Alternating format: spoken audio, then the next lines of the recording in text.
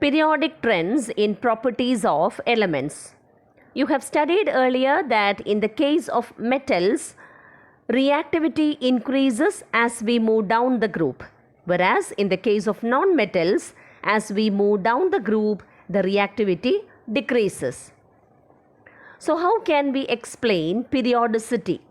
To understand about these trends, we should study about atomic and ionic radii, ionization enthalpy, electron gain enthalpy, and electronegativity. And we should also know how atomic radii, ionization enthalpy, electron gain enthalpy, and electronegativity change or vary across a period and down the group. This will help us to understand the variation in the reactivity of metals and non-metals across a period and down the group. You know that an atom is very small and the electron cloud does not have a sharp boundary. So there is no proper way to measure the size of an individual atom. One way to estimate the size of an atom of a non-metallic element is to measure the distance between the two atoms when they are bound together by a covalent bond. Now this distance is known as the bond length, and half the bond length gives the atomic radius. For example, consider chlorine molecule.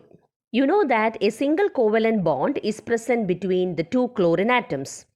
Consider the distance between the nuclei of two chlorine atoms in the molecule. This distance between the nuclei of two atoms, that is two bonded atoms, is known as bond length. So in chlorine, the bond length or bond distance is 198 picometer, and half this bond distance or bond length is taken as atomic radius of chlorine. The radius thus found is known as covalent radius. So in the case of chlorine, the bond distance is equal to 198 picometer, and half of this bond distance or half of bond length will be equal to 99 picometer. Therefore, covalent radius of chlorine atom is taken as 99 picometer. Thus, we can say that in the case of non-metals, atomic radius is measured as covalent radius, and it is obtained by taking half the bond length. Next, consider metals. In the case of metals, instead of covalent radius, the term metallic radius is used. And how can we calculate or find the metallic radius? First of all, we should know the internuclear distance separating the metal cores in the metallic crystal. And half this distance, half the internuclear distance separating the metal cores gives the metallic radius. For example, consider copper. The internuclear distance is 256 picometer, and half of 256 gives you the metallic radius.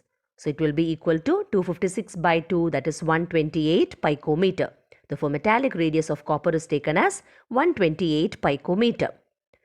Thus, we can say that atomic radius refer to both covalent radius and metallic radius. The term covalent radius is used in the case of non-metals, and the term metallic radius is used in the case of metals. Let us now try to know how the atomic radius vary across a period. Consider the elements lithium, beryllium, boron, carbon, nitrogen, oxygen and fluorine. These elements belong to second period. The atomic radius is given. Lithium, the atomic radius is 152 picometer, beryllium 111 picometer, and so on. Consider the second period. As we move from lithium to fluorine, from the values we come to know that the atomic radius decreases across a period. Now consider the elements of the third period: sodium, magnesium, aluminium, silicon, phosphorus, sulfur and chlorine. In this period also, as we move from left to right, that is from sodium to chlorine, we find that the atomic radius decreases. Therefore, we can conclude that atomic radius decreases across a period. Now, what is the reason? To know the reason, consider the electronic configuration. The electronic configuration of lithium is 2,1, that of beryllium is 2,2, and so on. Thus, in a period, we find that the outer electrons are added in the same valence shell. It means no new shells are added. As we move from lithium to fluorine, there is an increase in atomic number. As the atomic number increases, the effective nuclear charge also increases. As a result of this, electrons will be strongly pulled by the nucleus. Hence, the atomic radius decreases across a period.